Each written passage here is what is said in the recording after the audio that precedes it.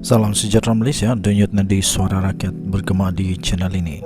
Terima kasih kerana bersama-sama dalam channel ini untuk mendapatkan berita-berita dan ulasan-ulasan terbaik untuk seluruh rakyat Malaysia.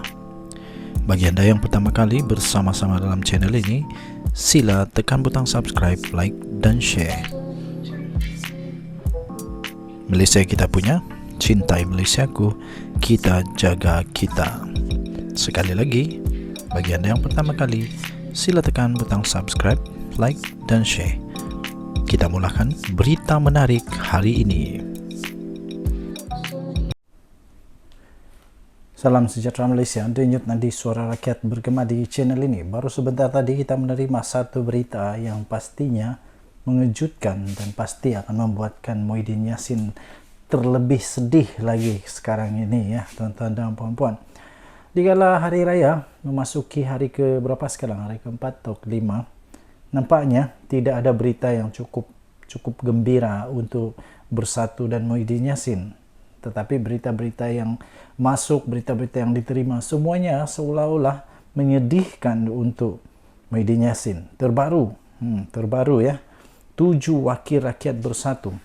7 wakil rakyat bersatu, bukan 1, bukan 2, bukan 3, jauh sekali daripada 4 ya. Bukan 4 juga, dan pun bukan 5, bukan 6, tetapi ada 7 wakil rakyat bersatu yang sah sudah berpaling tada, dan mereka sudah pun mengumumkan bahawa mereka secara terbuka menyokong kepimpinan, mereka secara terbuka menyokong dasar-dasar kerajaan, mereka secara terbuka tidak takut, malah tidak gentar untuk menghadapi apapun tindakan yang bakal diambil oleh Bersatu kepada mereka. Malah mereka berkata itu bukan kerana paksaan, bukan kerana ugutan, bukan kerana adanya habuan, bukan kerana ada wang, semua itu bukan. Tetapi ialah hanya untuk memastikan rakyat di tempat mereka menjadi wakil rakyat itu terbela. Akhirnya selepas mereka memberikan keputusan, mengakui secara terbuka dan mereka berpaling tadah daripada Bersatu dengan menyokong kepimpinan Datuk Seri Anwar Ibrahim, kerajaan sekarang ini, akhirnya Bersatu telah menggubal semula atau membuat pindaan kepada perlembagaan, dan menjadi persoalan ialah apakah bakal terjadi kepada mereka, apakah yang akan terjadi kepada mereka, pertama. Kedua, adakah mereka ini akan terpaksa untuk kosongkan kerusi? Adakah mereka ini terpaksa untuk menjadi wakil rakyat bebas, ataupun mereka secara automatik digugurkan daripada jawatan sebagai YB, sebagai wakil rakyat, sama ada ADUN, Ahli Dewan Undangan Negeri, ataupun di Dewan Rakyat, Ahli Dewan Rakyat. Okey, jadi rupa-rupanya ada beberapa keputusan, ada beberapa komentar, ada beberapa pendapat yang telah diberikan oleh pakar-pakar di dalam undang-undang, pakar dalam politik, pemerhati politik. Antara lain yang baru kita terima adalah 7 wakil rakyat Bersatu yang berpaling tada perlu kosongkan kerusi. Itu kata Razali. Benarkah mereka perlu untuk kosongkan kerusi? Siapa Razali ini? Ini adalah Ketua Penerangan Bersatu. Jadi ada 2 implikasi yang berlaku. Pertama, kalau mereka kosongkan kerusi, mungkin secara automatik diorang punya jawatan sebagai MP ataupun sebagai ADUN itu menjadi kosong dan terpaksa dibuat semula pilihan raya. Itu implikasi yang pertama. Kalau implikasi kedua, mungkin perlu untuk mereka menjadi ahli bebas begitu. Tapi kita sudah ada Akta Lompat Parti. Jadi Akta Lompat Parti menyatakan bahawa kalau mereka keluar, menarik diri keluar daripada parti, mereka secara otomatik akan digugurkan. Jadi Kalau digugurkan, katakanlah mereka digugurkan dan perlu ada untuk pilihan raya, ya secara positifnya ada implikasi yang baik kepada kerajaan perpaduan, kerana ini ada peluang untuk kerajaan perpaduan di bawah pimpinan Perdana Menteri Datuk Seri Anwar Ibrahim untuk membuktikan bahawa di sana memang boleh menang. Tidak sama tahu, pilihan raya yang lalu dengan pilihan raya sekarang tidak sama. Mungkin dulu Bersatu boleh menang, tapi sekarang mungkin dah tak boleh menang, kita tak tahu. Jadi keahlian 6 ahli parlimen dan seorang ahli Dewan Undangan Negeri adun Bersatu yang berpaling tada kerana menyokong Perdana Menteri Datuk Seri Anwar Ibrahim sudah pun tergugur secara automatik dan perlu mengusungkan kerusi kawasan masing-masing. Itu yang disebut oleh Ketua Penerangan Bersatu. Ketua Penerangan Bersatu itu memberikan penerangan itu, dia kata tergugur secara otomatik. Beliau adalah Datuk Razali Idris yang berkata mereka tidak perlu sebenarnya untuk menunggu surat pemecatan. Sebaliknya, keahlian mereka tergugur selepas Jabatan Pendaftaran Pertubuhan ROS meluluskan usul pindaan perlembagaan parti itu. Katanya, 6 ahli parlimen dan seorang adun itu tidak perlu untuk menunggu notis pemecatan. Sebaliknya, kelulusan pindaan perlembagaan parti yang dibuat pada Perhimpunan Agung Khas EGM parti itu 2 Mac lalu sudah memadai. Jadi, kalau melihat kepada, mendengar, membaca kepada apa yang dikatakan oleh Ketua Penerangan Bersatu ini, ya memang betul lah ke-6 mereka dan tambah dengan seorang lagi adun Bersatu, 7 orang semuanya secara otomatik tergugur. Tetapi itu kata beliau, kita menantikan apa yang akan terjadi, pengumuman demi pengumuman yang sebenarnya berlaku kepada mereka daripada Speaker Dewan Rakyat, daripada Suruhanjaya Pilihan Raya atau pihak yang berwajib yang lain. Jadi ini pendapat daripada Datuk Razali Idris, ya, Datuk Razali Idris, tetapi belum lagi disahkan oleh Dewan Rakyat. Dan mereka, saya baca artikel-artikel yang lain, saya baca mereka memberikan masa sama ada untuk kembali untuk memberi support kepada Bersatu dan sebagainya, tapi nampaknya sampai sekarang belum ada apa-apa ura-ura lah. Jadi Razali berkata parti hanya akan menghantar surat pemakluman beserta notis kelulusan pindaan perlembagaan parti seperti yang diluluskan ROS. Yang saya heran, kenapa tidak bagi saja surat pecat je lah. 6 ahli parlimen dan adun digesa supaya tidak menunggu surat daripada Bersatu. Sebaliknya, jika anak jantan, gentleman, lepaskan jawatan dan umum kosongkan kerusi, katanya. Oh, rupanya begitu. Nah, rupanya hanya dicabar untuk letak jawatan, tapi tidak dibagi surat. Saya pun tidak pasti kenapa tidak dibagi surat. Kalau betul-betul mereka mau dipecat, mau pecat mereka, saya fikir baguslah untuk berikanlah surat pemecatan. Razali yang juga ahli Majlis Kerja Tinggi UMNO Bersatu mengulas mengenai 6 ahli parlimen yang bertanding mewakili Bersatu pada pilihan raya umum yang lalu mengesahkan belum menerima apa-apapun notis daripada parti itu susulan sokongan kepada Anwar. Ahli parlimen daripada Bukit Gantang pula, Datuk Syed Abu Hussein Hafiz Syed Abdul Fasal dilaporkan berkata, pihaknya masih belum menerima apa-apa notis daripada Bersatu selepas ROS meluluskan pindaan perlembagaan. Selain Syed Abu Hussein Hafiz, 5 lagi ahli parlimen yang mengisytiharkan mereka menyokong Anwar adalah ahli parlimen daripada Tanjung Karang, daripada Jeli, daripada Gua Musang, daripada Kuala Kangsar dan daripada Parlimen Labuan. Adun Selat Melaka pula. Adun Selat Kelang, Adun Selat Kelang pula, Datuk Abdul Rashid Ashari pula pada bulan lalu turut juga telah mengumumkan untuk memberi sokongan kepada Menteri Besar Selangor, Datuk Seri Amiruddin Syari. Mengulas lanjut, Ketua Penerangan Bersatu itu, iaitu Razali itu turut berkata, beliau berkata, Ketua Badan Pimpinan Bersatu berkata, mereka wajar umumkan kekosongan kerusi bagi membolehkan pilihan raya kecil PRK diadakan. Jadi katanya, jangan jadikan alasan menunggu notis daripada Bersatu untuk membuat keputusan, katanya. Memanglah saya pikir secara etika, mereka kena tunggu notis daripada Bersatu. Apapun, kita tunggu keputusannya yang paling betul. Denyut Nadi Suara Rakyat bergema di channel ini. Bye-bye. Salam sejahtera Malaysia. Denyut nadi suara rakyat bergema di channel ini. Ada seorang kawan minta saya untuk buat ulasan tentang statement daripada Razi Jidin yang dia perli Rafizi Ramli supaya bersaralah sebab konon-konon ekonomi Malaysia sekarang tak berapa nak bagus. Pertama sekali, saya tidak setuju dengan Razi Jidin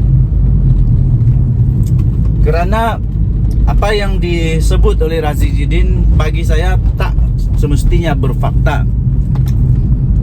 Sebab sekarang yang kita lihat faktanya ialah ekonomi Malaysia sekarang memang dalam keadaan yang bagus dalam proses untuk dipulihkan.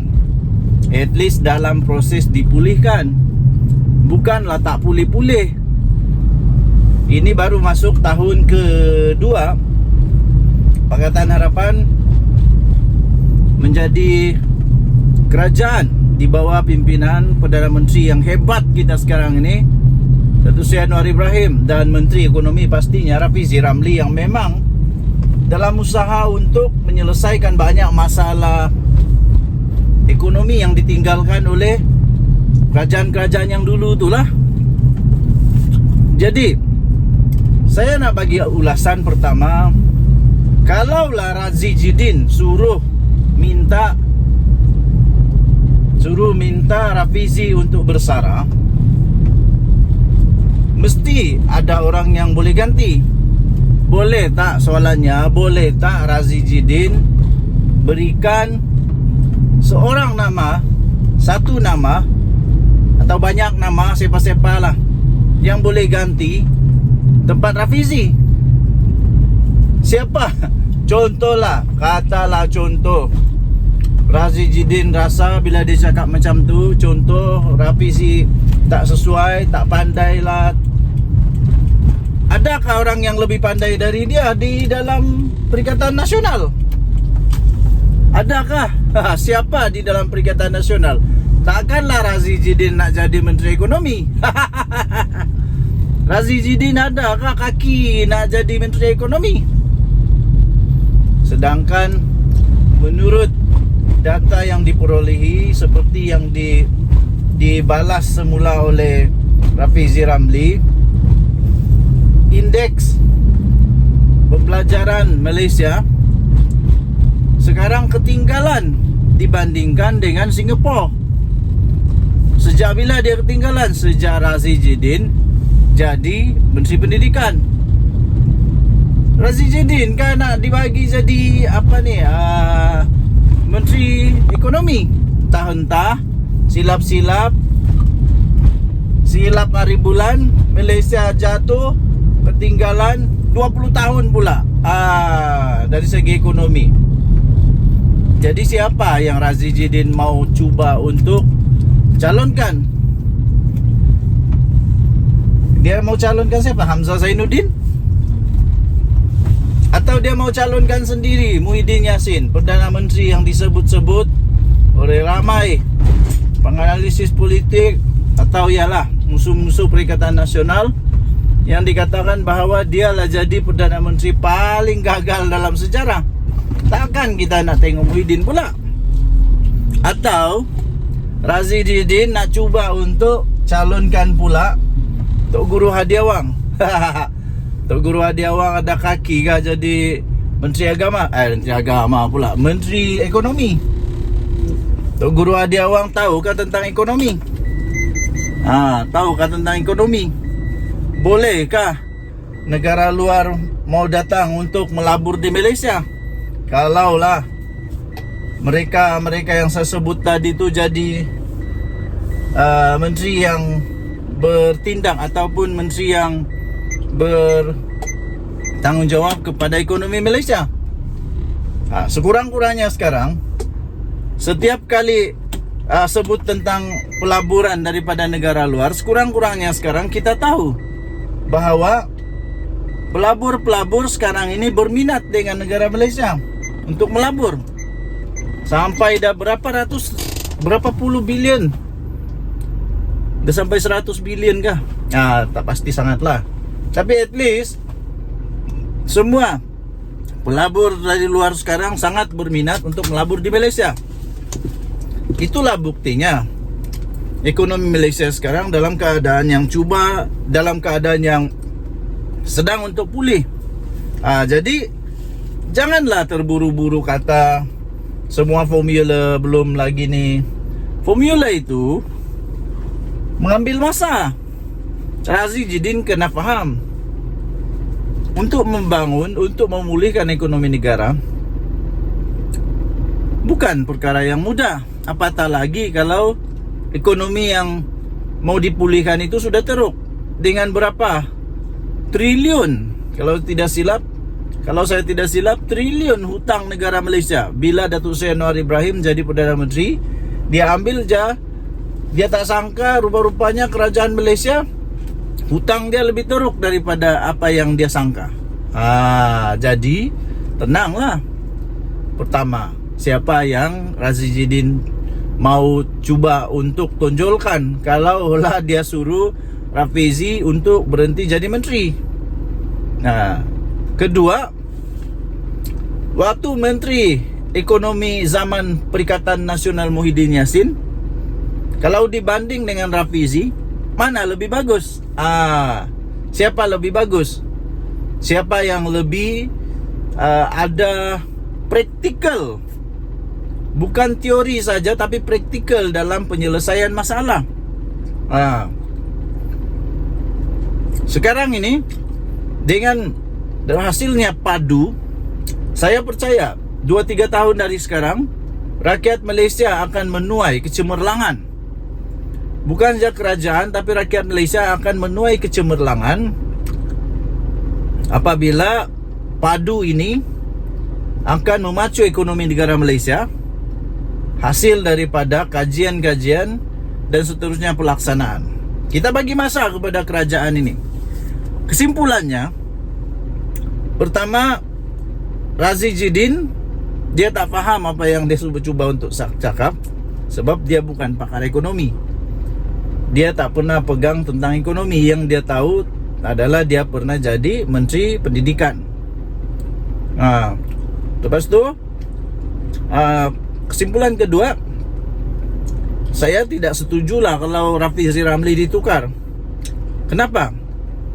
Kita dah penatlah tukar. Bagi masa untuk orang yang dapat deliver keputusan yang bagus dengan teori, dengan kajian dan pelaksanaan yang bagus ini. Bagi masa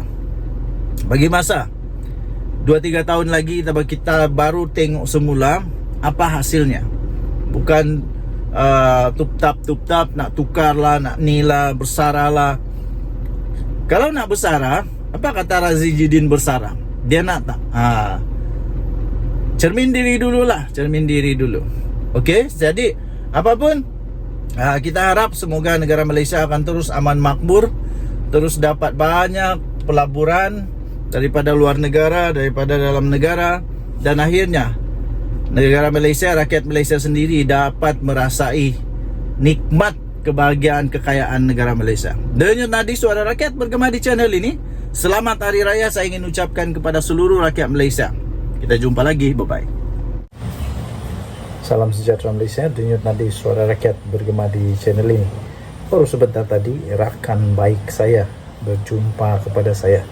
Tapi sebelum itu saya ingin ucapkan selamat menyambut Hari Raya Aidilfitri kepada semua rakan-rakan yang menyambut Hari Raya Aidilfitri.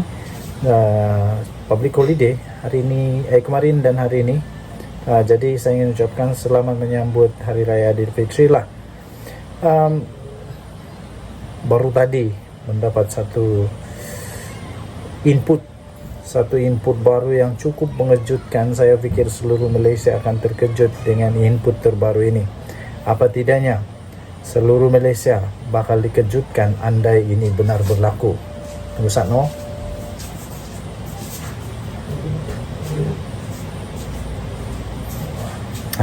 Input terbaru baru kita terima. memang mengejutkan seluruh dunia jika benda ini benar berlaku. Tapi tidak mudah akan berlaku pertama. Kedua, benda ini hampir mustahil boleh berlaku. Input ini mengejutkan seluruh Malaysia, malah akan boleh mengucar-kacirkan politik Malaysia pastinya sekiranya benar berlaku. Input ini memang sungguh mengejutkan. Input yang baru kita dapat adalah input pertanyaan daripada seorang rakan. Bagaimana sekiranya bekas Perdana Menteri Tun Mahathir Mohamad masuk PKR? Saya terus gelak. Saya gelak ketawa dan saya tak percaya rakan saya boleh tanya soalan yang begitu merapu. Benda tu tak logik langsung, tapi tak mustahil. Masihkah Anda ingat betapa tak ngamnya, sungguh tidak bengam, sungguh susah juga lah mau cakap permusuhan, tapi ya mungkin betul juga ada permusuhan di antara Mahathir dan Anwar. Tapi yang saya nampak bukan Anwar yang bermusuh, tapi Mahathir yang memang seolah-olah tak boleh terima Mahathir. Saya pun tidak tahu kenapa, tapi tidak mungkin Mahathir mau masuk PKR, tapi tidak mustahil. Sedangkan begitu sudah teruk mereka boleh bermusuhan berpuluh tahun, lebih 24 tahun lebih 20 tahun mereka bermusuhan, bergaduh, tiba-tiba boleh berkawan dan persyarikatan itu, persahabatan itu telah pun menyebabkan UMNO, Barisan Nasional yang gah berpuluh tahun memerintah negara Malaysia akhirnya tumbang. Jadi tidak mustahil untuk Mahathir masuk PKR, tapi hampir mustahil. Okey, ada beberapa andaian yang tak masuk akal itu yang pasti akan ditolak. Pertama, Akarum di PKR sendiri akan menolak Mahathir. Kedua, Mahathir bikin apa lagi? Sebenarnya Mahathir sudah tidak ada guna lagi, sudah tidak relevan lagi dalam politik Malaysia sekarang. Politik moden negara Malaysia sekarang, Mahathir sudah tidak lagi relevan. Malah Mahathir sekarang sebenarnya sangat-sangat berpotensi untuk diheret ke mahkamah. Pertama kerana RCI untuk Pulau Batu Putih yang sekarang ini sudah masuk ke peringkat siasatan diraja. Kalau dia tidak mau datang untuk disiasat, memberi kerjasama, dia bakal akan ditangkap. Boleh ditangkap. Itu kata Azalina Osman Said. Walaupun Azalina Osman Said tidak menyebut nama mana-mana bekas Perdana Menteri, tapi siapa lagi? Siapa lagi kalau bukan Mahathir? Sebab waktu dia jadi Perdana Menteri, ketika itulah Pulau Batu Putih punya rayuan itu ditarik balik. Pertama itu ahli PKR tak akan terima Mahathir. Kedua, bikin apa orang yang sudah tua, yang sudah expired date ini, sudah limpas pun expired date dia, bikin apa lagi mau dia? Lebih baik cari orang yang lebih muda. Ketiga, Mahathir sudah terlalu tua, dia tidak dapat boleh buat apa-apa lagi dah. Dan orang Melayu sendiri pun sudah membuktikan bahwa Mahathir ditolak. Jadi untuk apa lagi Mahathir masuk dalam PKR? Hanya mungkin dia cuba-cuba untuk mau menyelamatkan diri saja, menyelamatkan nafas terakhir dia dalam riwayat politiknya. Mungkin itu saja. Tapi untuk dia mau membawa perubahan kepada politik negara, kepada orang Melayu, itu semua sudah tidak relevan lagi. Dia sudah terlalu tua. Fikiran dia tidak lagi boleh ke mana. Dibuktikan dengan dia kalah teruk. Buat pertama kalinya bekas Perdana Menteri kalah teruk, langsung tidak dapat dia punya deposit pun. Amat memalukan. Malah bukan sahaja dia kalah teruk, parti dia semua calon-calon daripada Pejuang, sama ada calon itu hebat kah tak hebat kah atau sebagainya, tapi semua kalah teruk. termasuk Mukris. Kenapa?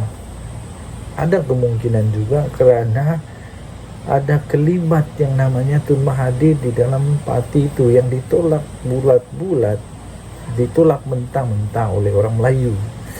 Jadi karena itu, untuk nak kata dia ada power lagi, dia ada relevansi dia lagi, dia ada ada aura lagi untuk memikat orang Melayu, sudah tidak ada lagi lah.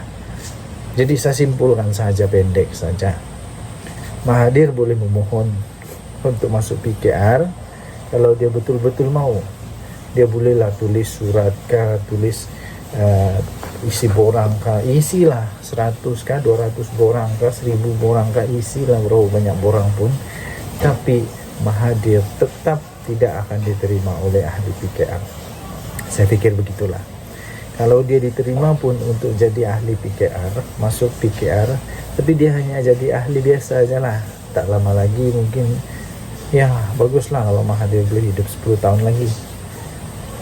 Tapi ya dia boleh, tapi pasti akan ditolak oleh PKR. Jadi bagi saya, tak payahlah nak fikir Mahathir masuk PKR. Tidak ada pun faedah untuk dia masuk PKR, dan dua-dua pihak lah tidak ada faedah. Mahathir masuk PKR pun tidak ada faedah, PKR dapat Mahathir pun tidak ada faedah. Jadi dua-dua tidak ada faedah. Kesimpulannya, Mahathir tak payahlah masuk mana-mana ahli parti lagi lah. Lebih baik Mahathir tumpukanlah kepada amal ibadah dia terakhir nih, dan nak sampai kena panggil oleh Tuhan ini, baguslah buatlah amal ibadah, supaya ada bekalan untuk di hari yang akan datang. Denyut nadi suara rakyat bergema di channel ini. Jangan lupa tekan butang subscribe, like dan share. Bye bye.